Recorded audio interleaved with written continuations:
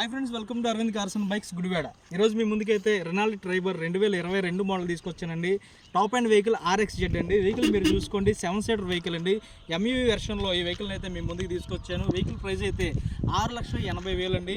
Full quality vehicle. ఈ vehicle కావాలనుకుంటే గుడివాడలో ఉంది. ఒకసారి వెహికల్ గురించి మొత్తం అంతా చెప్తాను, ఒకసారి చూడండి.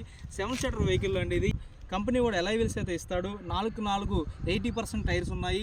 స్టెప్నీ టైర్ అయితే ఇంకా ఇంతవరకు యూజ్ చేయలేదండి. Full quality vehicle. వెహికల్లో ఎక్కడ ఎదిగినా సరే స్క్రాచ్ అయితే కనబడదండి.